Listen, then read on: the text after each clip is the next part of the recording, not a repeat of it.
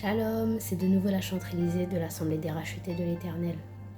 J'espère que vous vous portez vraiment bien par la grâce du Seigneur depuis notre dernière manne. Parce qu'aujourd'hui, nous allons, par la grâce de Dieu, encore pouvoir nous exhorter autour de sa parole pour cette manne quotidienne.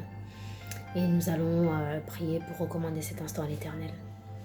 Seigneur Dieu Tout-Puissant, nous te disons merci, nous bénissons ton saint nom, nous te rendons toute la gloire, l'honneur et la magnificence. Toi qui es notre Dieu excellent et qui nous aime tant. Nous te prions que tu viennes, à travers ton Esprit Saint, prendre le contrôle de cet instant. Parce que véritablement, nous voulons être enseignés et découvrir les mystères cachés qui se trouvent derrière ta parole. Saint-Esprit, viens nous abreuver par ton eau vive et rafraîchir nos âmes. Dans le nom puissant du Seigneur Jésus-Christ. Amen. Alors, je lis la parole de Dieu dans le livre de Matthieu. Dans le livre de Matthieu au chapitre 25. Et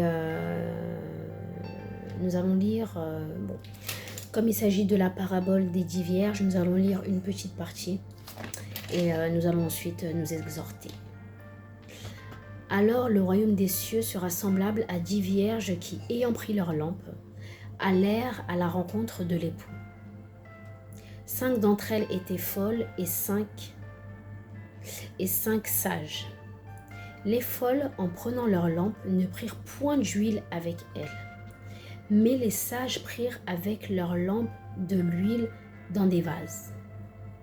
Comme l'époux tardait, toutes s'assoupirent et s'endormirent. Au milieu de la nuit, on cria « Voici l'époux, allez à sa rencontre !» Alors toutes ces vierges se réveillèrent et préparèrent leurs lampes. Les folles dirent aux sages « Donnez-nous votre huile, car nos lampes s'éteignent. » Les sages répondirent « Non, il n'y en aura pas assez pour nous et pour vous.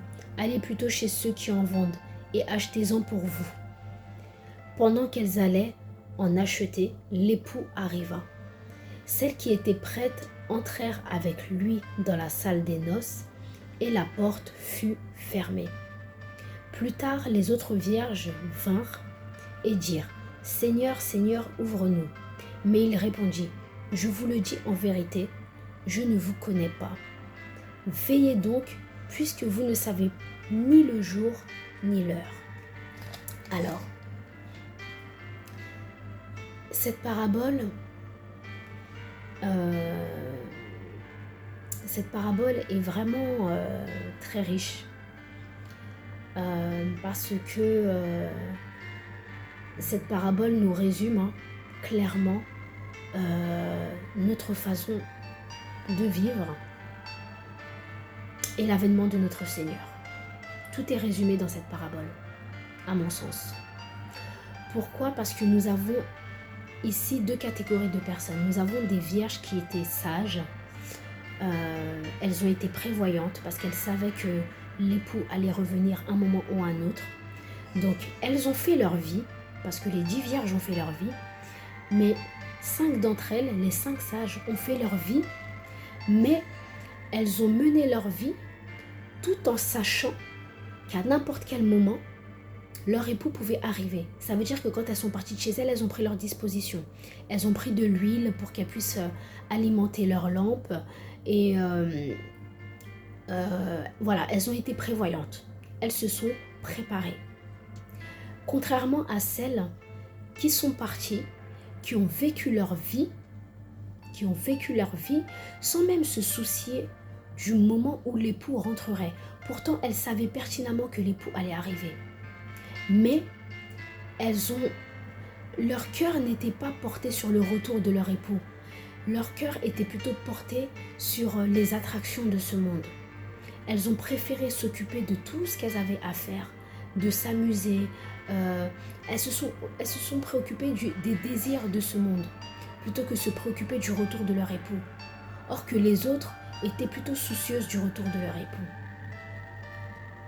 Et l'époux est finalement bien revenu comme c'était prévu. Et elles n'ont pas pu rentrer, elles n'ont pas pu aller à la rencontre de leur époux, parce que leur époux a bien vu qu'elles n'étaient pas préparées. Et aujourd'hui, je pense que nous sommes nombreux dans ce genre de situation, et nous devons nous positionner, nous identifier. Si nous sommes dans cette parabole, à quel type de vierge appartenons-nous? Sommes-nous plutôt les 5 sages, celles qui se préparent tous les jours pour le retour de notre époux, du Seigneur Jésus-Christ, pour l'avènement du Seigneur Jésus-Christ, parce que nous savons qu'il est à la porte, mais qu'il ne tardera pas à revenir. Mais est-ce que vraiment nous nous préparons pour cela? Ou sommes-nous comme les 5 folles qui, elles, mènent leur vie comme elles ont envie de le mener, sans se soucier du retour de l'époux? À nous de réfléchir. Soyez bénis.